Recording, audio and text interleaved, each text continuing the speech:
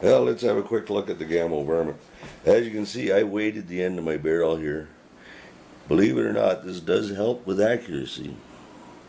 I've just taped a few screw bits on the end just to add a bit of weight, stabilization.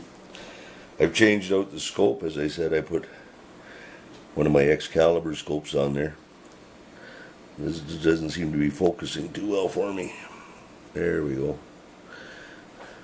But this gun shoots at 1250 feet per second.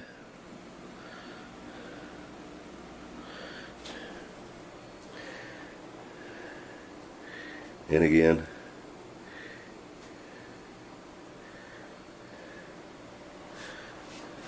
nice looking gun, really.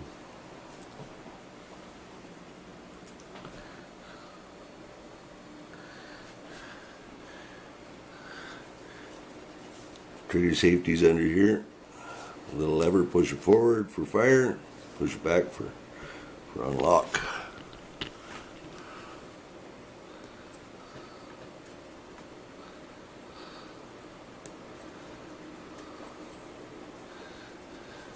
This is the 177 caliber. Molded cheek rest right in the stock, synthetic stock, black.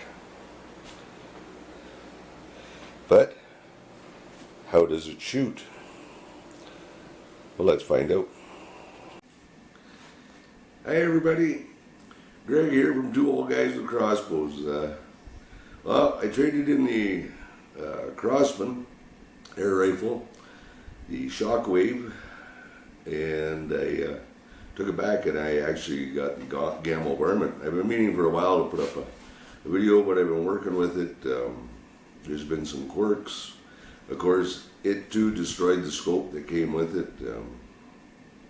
So I had to put another scope on. I used one of my Excalibur scopes for the crossbow, and I put that on. It seems to be working well. I had to change the mounts. I put on the Stoker one-piece mount to mount the scope. Seems to be holding it fairly well. Still, the screws come a little loose after 10 shots or so, as you'll see in this video. But let's get out and do some shooting. But gee, wait a minute, I guess I'm going to need my gun. Don't have it. Poof! There we go. Let's go do some shooting.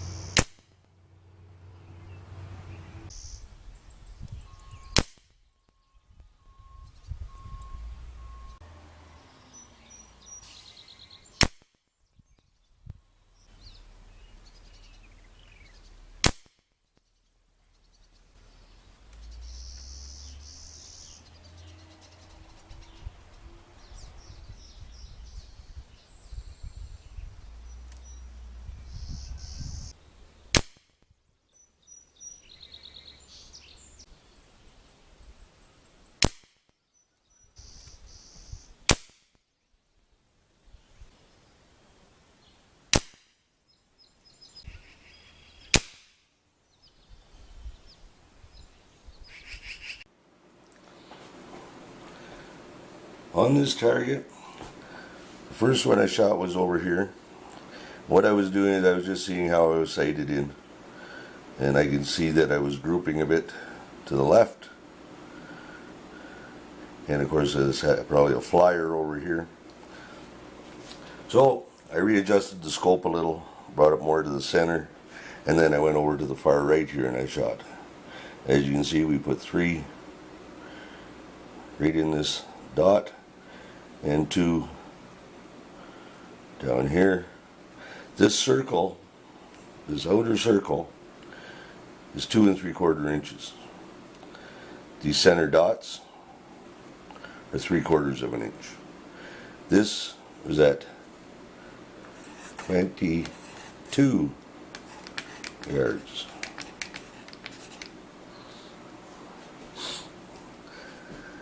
After I shot these 5, I decided to move over here. By then we had 10 shots through the gun. And in the first 5 shots in the video, you'll notice I was they were spreading out. They were all around.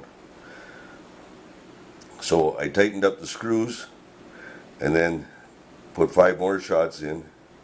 And we got a group similar to this. Now I'm not saying all of this is me or the gun, but over here, like I said, if you take your time and you really squeeze that trigger off nicely, you can get a nice little group out of that gun.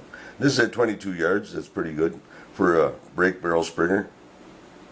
I'm sure if I played with it and more, I could get it more accurate, but the thing is it keeps going out, the vibration keeps knocking the scope out of a line. You have to keep resetting, readjusting, and that's the downfall of these Springers. I am looking at getting a Diana Bullseye ZR mount, which is a 0 recoil mount. I just don't have the money for one yet. I'd like to get one, and then I do have a Stoker scope to go on that gun, a 3-to-9 power. But I don't want to put it on until I can get the ZR mount. I do not want to destroy that scope. I already sent it in once because the gun destroyed it, and they replaced it for me. Well, there you have it. The Gamo Varmint, 1250 feet per second. Some accuracy at 22 yards.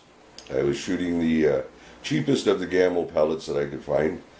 The Extreme Hunter, I believe they're called. And yes, it does shoot better groups with the Gamo Rocket, which is a heavier pellet, but also more expensive. 150 count for around $12.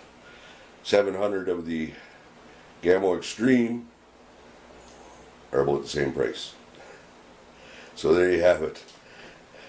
So hopefully this helps you out making a decision about if you're looking at buying a high-powered pellet rifle. And if you will, give me a thumbs up. Leave a comment if you have any questions, and I'll try to get back to you. And don't forget to subscribe. Subscribe, press the fox. And you won't miss the next video. We'll see y'all soon.